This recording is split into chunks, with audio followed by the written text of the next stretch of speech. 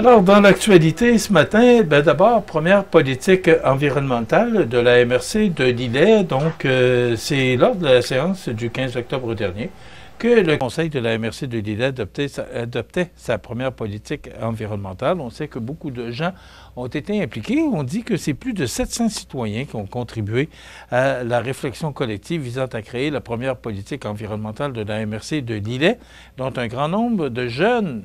C'est important, moi, que les jeunes soient impliqués, alors de 15 à 29 ans. Donc, c'est une nouvelle politique là, qui, maintenant, fait son apparition dans la MRC de Lillet. Une borne interactive pour le Panthéon des sports de Montmagny, c'est maintenant fait. C'est installé tout juste lorsque vous circulez là, sur le boulevard Taché. Vous allez le voir en face du terrain multisport La Prise.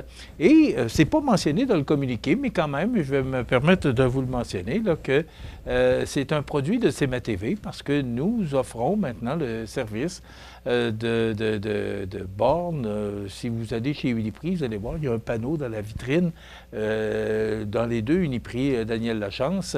Alors, si vous voyez ce panneau-là, voilà, on le voit à l'écran, là. C'est maintenant un nouveau service que nous offrons. Vous savez que nous avons des panneaux d'affichage qui sont situés au coin de chez BMR, également les panneaux à deux faces, là, en face du centre d'études collégiales, et le nouveau panneau qui est installé dans le panneau du Parc du Souvenir, au coin du restaurant La Rive, ça appartient à CMA-TV. Alors, c'est maintenant un nouveau service. Alors, comme on est dans la télévision, comme on est dans l'image, ça rejoint notre mission. Alors, ces panneaux-là, on a également des panneaux qui sont situés, là, je vais prendre quelques minutes, pourquoi pas, hein? C'est qu'on a des panneaux également. Si vous allez à l'espace citoyen, dans les salles de bain, vous allez avoir deux panneaux qui sont situés dans les salles de bain de l'espace citoyen. On est à l'entrée de l'hôtel Loiselière également. On est dans la salle de bain des hommes de l'hôtel Loiselière. On est chez VO2 Gym, dans la salle de conditionnement.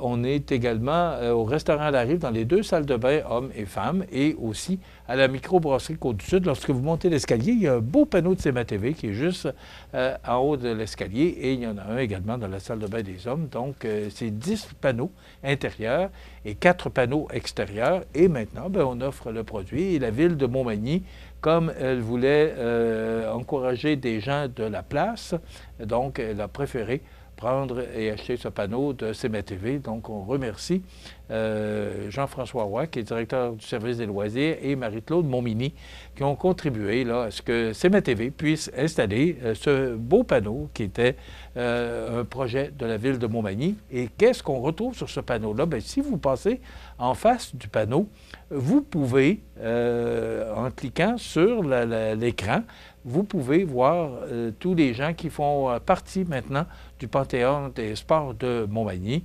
Et il y a bien d'autres informations. Alors, c'est bien indiqué, là, lorsque vous arrivez devant le panneau, c'est indiqué là, de pousser ou de cliquer très délicatement, bien sûr, pas le briser, mais vous pouvez cliquer sur le panneau et vous allez voir défiler les différentes personnalités qui font maintenant partie du Panthéon de sport de Montmagny. Donc, on sait que le 21 novembre dernier, d'autres personnes se sont jointes au Panthéon des sports, entre autres Anne-Marie Bergeron, Claude Coulombe, le bâtisseur Jean-Claude Croteau, l'équipe des Sentinelles de Montmagny et l'événement du championnat provincial d'athlétisme de 1980 qui ont fait leur entrée au Panthéon. Donc, il y avait déjà des 7 intronisés qui ont été intronisés en 2022. Ces gens-là se joignent maintenant à ces autres intronisés du Panthéon des sports, maintenant que vous pouvez voir sur ce panneau d'affichage. Je pense que c'est de plus en plus populaire, là, ce défi 28 jours sans alcool. Alors, à partir du 1er février jusqu'au 28 février, on revient avec la 12e édition de cette formule. Alors, pendant 28 jours, beaucoup de gens maintenant le font. Ils passent 28 jours sans prendre ni un petit verre de vin, ni une petite bière, ni un petit gin, là. Rien pendant 28 jours et des gens donnent également à la Maison Jean-Lapointe ou à d'autres organismes là, pour ce défi 28 jours. Alors bravo à ceux qui réussissent à le faire, c'est tout à votre honneur. Et succès retentissant pour la boutique de Noël de Chaudière-Appalaches, mais c'est Tourisme Chaudière-Appalaches parce que vous avez sûrement entendu sur nos ondes, on en a parlé beaucoup de cette promotion-là. Bien, imaginez-vous que c'est 1,6 million de dollars qu'on a vendus en chèques cadeaux dans plus de 100 entreprises touristiques de Chaudière-Appalaches. Chaudière-Appalaches, là, ça va jusqu'aux frontières ouest de Thetford Mines, jusqu'aux frontières est de la MRC de Lillet. Donc, c'est la région de Chaudière-Appalaches. Alors, c'est 100 entreprises. Alors, on pouvait acheter des chèques cadeaux de ces entreprises-là et pouvoir en faire bénéficier des gens qu'on aime, des proches. On donnait ça en cadeau. Bien, on remet 16 674 aux 10 maisons, il me semble que c'est 10, en tout cas, il me semble que c'est une dizaine de maisons de la famille là, de Chaudière-Appalaches. Donc, on remet cet argent-là. Là. On avait dit, on va remettre 1 des ventes. Alors, 1,6 million de ventes. Donc, ça représente 16 674 $ qu'on remet aux maisons de la famille pour aider des familles dans le besoin. Quelle belle initiative de Tourisme Chaudière-Appalaches. Bravo d'abord aux gens qui ont acheté pour 1,6 million de dollars de cartes cadeaux. Et bravo à Tourisme Chaudière-Appalaches qui reprend 1 de ces recettes-là et redonne aux maisons de la famille pour des gens dans le besoin. Bien voilà, ce sont des belles nouvelles. Moi, je salue ces belles nouvelles-là qui font du bien à entendre, là, parce que, quand on regarde dans l'actualité, si vous vivez l'actualité comme moi je le vis, pour être capable de vous informer le matin, il faut que je suive l'actualité. Alors, je n'ai pas besoin de vous dire que tout ce qui est bulletin de nouvelles, j'écoute attentivement pour être capable de vous en parler le lendemain.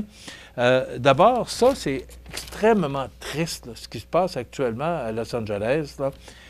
Essayez d'imaginer, puis il y a beaucoup de vedettes, là, on disait, c'est dans le Journal de Québec ce matin, sous la plume de Maxime Demers. Ben Affleck, que vous connaissez sûrement bien, qui est affecté par les incendies. L'actrice Jamie Lee Curtis, qui a aussi utilisé son compte Instagram pour donner de ses nouvelles, pour dire qu'elle est affectée par ces incendies-là. C'est loin d'être drôle. Essayez d'imaginer, là, il y a des gens qu'on voyait à la télévision hier sur les réseaux nationaux, là, qui voient leur maison brûler. Essayez de penser là, que ça nous arrive. Vous savez, il y a des gens là, qui vivent des épreuves extrêmement difficiles. Alors, des vents, on parlait hier que des vents pouvaient aller jusqu'à 150 km/h. C'est rien pour aider. Et on dit que ça pourrait se calmer d'ici demain, mais en attendant, on parle de la grosseur de 5 terrains de football qui brûlent à la minute. C'est épouvantable. Alors, on pense à ces gens-là, puis on a une pensée pour eux. J'ai vu ce matin dans le Journal de Québec toujours, gros succès pour l'appel garant. Je suis un peu triste de voir cette nouvelle-là dans le Journal de Québec, alors que on n'est pas au courant. Malheureusement, je n'ai pas vu de communiqué passer là-dessus, puis pourtant, je suis très... je suis tous les communiqués de presse qui rentrent pour CMA-TV, je suis ça avec intérêt. C'est un appareil électrique entièrement conçu au Québec qui séduit un grand nombre de consommateurs.